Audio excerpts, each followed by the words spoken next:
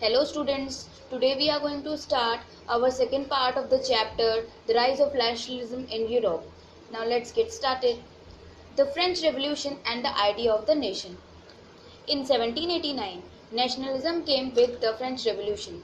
1789 में हमने पहले ही पढ़ा है कि nationalism आया with French Revolution, ठीक है, French Revolution के फॉर्म में, and the political and constitutional changes, और बहुत सारे पॉलिटिकल और कॉन्स्टिट्यूशनल चेंजेस देखने को मिले, led to the transfer of, इसमें क्या हुआ था, transfer of sovereignty from monarchy, means monarchial government से पावर ले लिया गया था, और अब पावर में कौन था, body of French citizen. Now various measures and practices were introduced such as the ideas of la patrie, the fatherland, and le citoyen, the citizen. बहुत सारे ऐसे मेजर्स या प्रैक्टिसेस इंट्रोड्यूस हुए थे इस रिवोल्यूशन के बाद, जो कि थे द फादरलैंड, ठीक है, la patrie, and the citizen, that is le citoyen. Now a new French flag, और दूसरे फ्रेंच फ्लैग को अडॉप्ट किया गया था जो कि था tricolour, was chosen to replace the former one. ठीक है, यहाँ तक हमने पढ़ा था. Now democracy destroyed in France by Napoleon. इसके बाद हुआ ये कि नेपोलियन के द्वारा डेमोक्रेसी डिस्ट्रॉय कर दी गई, and the civil code of 1804 known as Napoleonic code did away with all privileges based on birth. उसके बाद आया कौन, नेपोलियनिक कोड. ठीक है, इसकी स्टैब्लिशमेंट हुई जिसमें established quality before the law, इसमें लॉ के सामने सभी के लिए इक्वालिटी थी. ठीक है, and secured the right to property, और इस नेपोलियनिक कोड के तहत जो भी राइट टू प्रॉपर्टी थी वो सिक्योर थी लोगों की. Now the making of nationalism in Europe. Germany, Italy and Switzerland were divided into kingdoms, duchies and कैंटोन्स.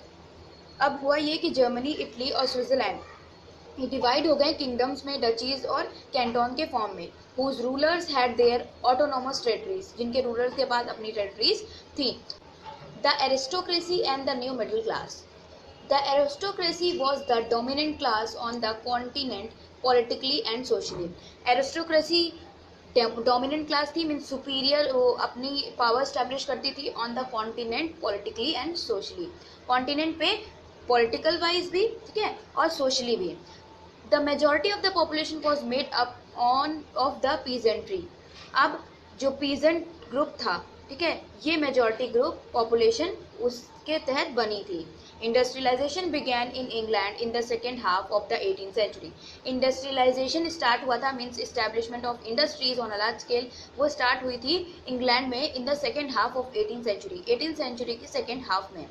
New social groups came into being. इसमें नए सोशल ग्रुप्स आए एग्जिस्टेंस में. वर्किंग क्लास पॉपुलेशन, जो पहला था वर्किंग क्लास जो काम करते थे, ठीक है, इंडस्ट्रीज में, and middle class made up of industrialist, businessman, जो जिनमें कौन थे, इंडस्ट्रियलिस्ट थे, बिजनेसमैन थे, प्रोफेशनल्स थे. What did liberal nationalism stand for. Liberal nationalism किसके लिए है, ठीक है, उसका क्या मतलब है. The term liberalisation derives from the Latin root liber. जो टर्म है लिबरलाइजेशन उसको डिराइव किया गया है लैटिन वर्ड से जो कि है लिबर, जिसका मीनिंग होता है free. The right to vote and to get elected was guaranteed exclusively to property own man. जो राइट टू वोट था, मीन्स वोटिंग के लिए जो राइट थी वो दी गई थी. वोटिंग की राइट किस लिए, टू इलेक्ट, किसी को इलेक्ट करना है, रूलिंग पार्टी को, ठीक है, किसी कैंडिडेट को इलेक्ट करना है, तो वो सिर्फ प्रॉपर्टी ओनिंग मैन, मीन जिनके पास प्रॉपर्टी है उन्हीं को ये राइट था कि वो वोट दे सकते हैं. Man without property and all women were excluded from political rights. अब जिन लोगों के पास प्रॉपर्टी नहीं है, ठीक है, और विमेन्स मीन्स औरतों को, और जिन लोगों के पास प्रॉपर्टी नहीं, उन्हें राइट नहीं था कि वो वोटिंग कर सकें, इसीलिए उन्हें पॉलिटिकल राइट से एक्सक्लूड कर दिया गया था, अलग रखा गया था.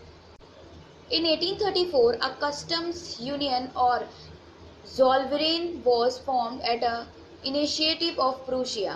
1834 में कस्टम यूनियन या फिर कह सकते हैं Zollverein फॉर्म हुई, इनिशिएटिव जिसमें प्रूशिया ने इनिशिएटिव लिया, and join by most of the German state, और उसके साथ बहुत सारे जर्मन स्टेट्स ज्वाइन अप हुए. The union abolish tariff barriers. अब इस यूनियन ने अबॉलिश किया टेरिफ बैरियर्स को, and reduce the number of currencies, और जो करेंसीज थी उनको रिड्यूस किया गया फ्रॉम ओवर 30 to 2. क्लियर, 30 से 2। Now a new conservatism after 1815, 1815 के बाद एक कंजर्वेटिज्म देखने को मिला। इन 1815 हुआ ये कि 1815 में European governments were driven by the spirit of conservatism, ये बिलीव करने लगे कंजर्वेटिज्म में। कंजर्वेटिव्स क्या, बिलीव्ड इन मोनार्की, ये मोनार्की या मोनार्कियल गवर्नमेंट में बिलीव करते थे, the church, social hierarchies, property and that the family should be preserve. The overall ये मोनार्कियल गवर्नमेंट अगेन उसमें मानते थे, ठीक है। A modern army and efficient bureaucracy, a dynamic economy, the abolition of feudalism and serfdom could strengthen the autocratic monarchies of Europe. उसके बाद modern army, efficient bureaucracy देखने को मिली, dynamic economy, the abolition means feudalism खत्म हो गया, and serfdom could strengthen, और यही सारी चीज़ें स्ट्रेंथन कर सकती हैं ये इन मोनार्कियल गवर्नमेंट को of Europe. In 1815 representatives of European powers, जो रिप्रेजेंटेटिव थे यूरोपियन पावर्स की, जैसे Britain, Russia, Prussia and Austria, met in Vienna, इन्होंने मीटिंग की वियना में to draw up settlement for Europe, जिससे कि यूरोप के लिए सेटलमेंट या फिर कह सकते हैं प्लान डेवलप करें। The Bourbon dynasty was restored to power and France lost the territories it has annexed under Napoleon. Bourbon dynasties दोबारा रीस्टोर हुई टू पावर, मतलब फिर से बर्बन डायनेस्टी की पावर इस्टेब्लिश हुई, और फ्रांस ने खो दिया territories, it has annexed under Napoleon, जो कि अब नेपोलियन के द्वारा एनेक्स की जा चुकी। The major issues taken up by the liberal nationalist, जो मेजर इशूज थे इस बारे में लिए गए लिबरल नेशनलिस्ट के द्वारा। Who criticise the new conservative order, जिन्होंने लगातार उल्लंघन किया इस कंजर्वेटिव ऑर्डर का, was freedom of the press, जो कि था freedom of press. Now the revolutionaries, in 1815 secret societies were formed in many European state. 1850 में कुछ सीक्रेट सोसाइटी बनी यूरोपियन स्टेट्स में, बहुत सारे यूरोपियन स्टेट में, टू ट्रेन रिवॉल्यूशनरीज, जिनमें ट्रेन किया जाता था रिवॉल्यूशनरीज को, ठीक है, एंड स्प्रेड देयर आइडियाज, और आइडियाज अपने बताए जाते थे। रिवॉल्यूशनरीज अपोज मोनार्कियल फॉर्म्स, इन रिवॉल्यूशनरी का काम यह था कि ये करते थे अपोज मोनार्कियल फॉर्म्स को, मोनार्कियल सिस्टम को, फाइट फॉर लिबर्टी और freedom. The Italian revolutionary Giuseppe Mazzini, born in Genoa in 1807, Italian revolutionary थे जिनका नाम था ग्यूसेफी मैजिनी, उनका जन्म गेनुआ में हुआ इन 1807। इन्होंने क्या किया, फाउंडेड 2 more अंडरग्राउंड सोसाइटी, इन्होंने 2 और अंडरग्राउंड सोसाइटीज क्रिएट की। Young Italy in Marseilles, secondly he founded young Europe in Berne, और दूसरा young Europe in Berne. whose members were like minded young men, जिनके members थे young men, ठीक है, from Poland, France, Italy and the German states. The age of revolutions 1830 to 1848. In July 1830 में Bourbon kings were overthrown by liberal revolutionaries, Bourbon kings की power ले ली liberal revolutionaries ने, ठीक है, उन्हें ओवरथ्रोन कर दिया। Who installed a constitutional monarchy, जिन्होंने इंस्टॉल किया constitutional monarchy with Louis Philippe at its head, जिनके हेड लुइस फ्लिपी थे।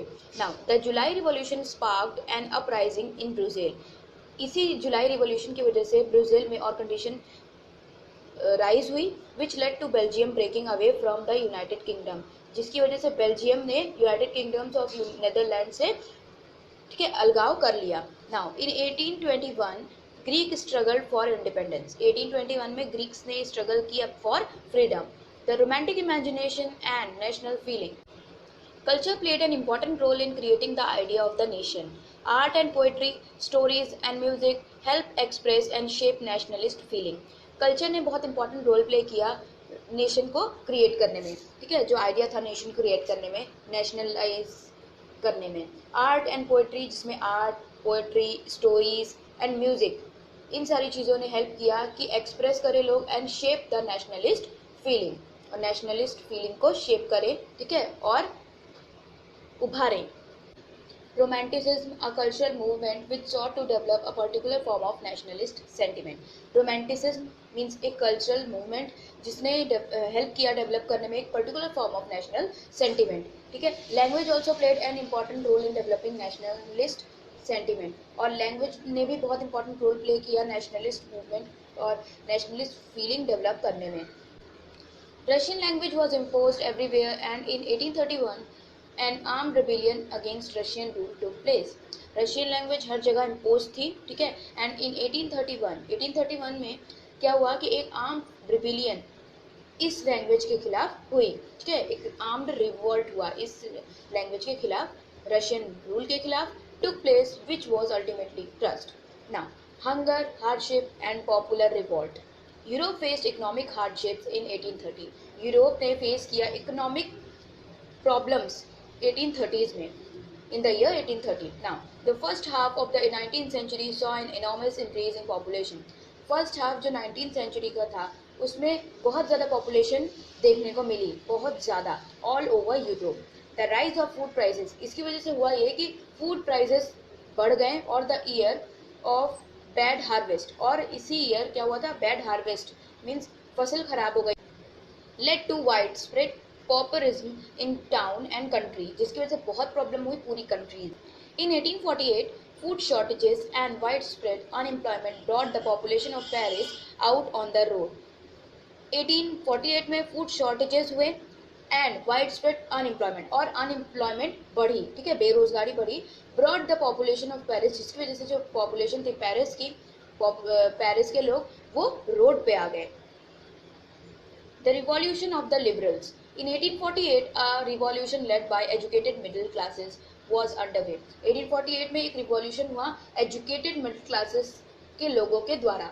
Men and women of the liberal middle class demanded, अब इनकी मांग ये थी, मीन्स मैन और विमेन की जो मांग थी इस रिवॉल्ट के पीछे वो ये थी कि creation of nation state on parliamentary principle, एक ऐसा क्रिएशन हो, ऐसी गवर्नमेंट हो जिसमें पार्लियामेंट्री प्रिंसिपल से जो रन करे, जिसमें कॉन्स्टिट्यूशन हो, means written set of rules and regulations, freedom of the press and freedom of association, और अपने व्यूज रखने का फ्रीडम हो सभी को।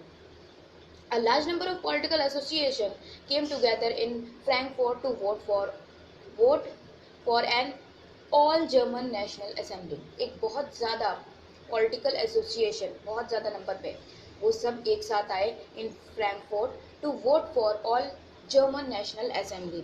On 18 May 1848 में 831 elected representative marched to take their place.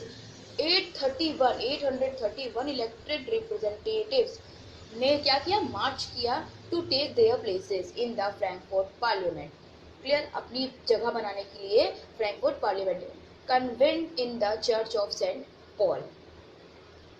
The constitution drafted for German nation was headed by a monarchy.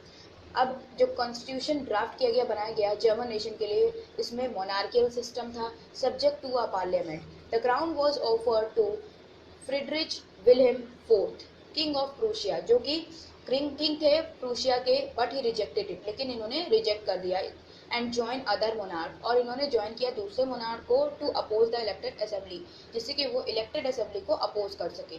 The middle class dominated the parliament, middle class ने dominate किया, ठीक है, पार्लियामेंट को, and a large number of women participated in liberal movement, और इसकी वजह से जो बहुत ज़्यादा उनमें लार्ज नंबर में विमेन्स थी, उन्होंने पार्टिसिपेट किया लिबरल मूवमेंट में, रिवोल्ट में।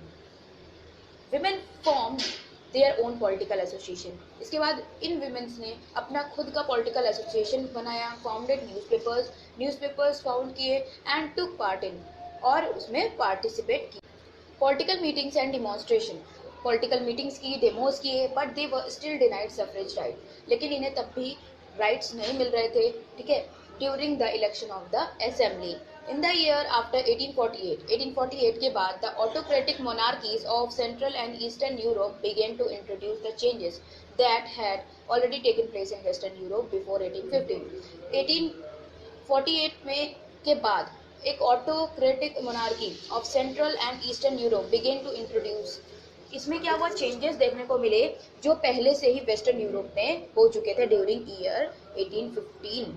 Thus, serfdom and bonded labor was abolished both in Habsburg dominations and in Russia. इस तरह से serfdom या तो monarchical जो dictatorship थी वो and bounded labor was abolished, ये सब खत्म हो गए both in Habsburg domination and in Russia.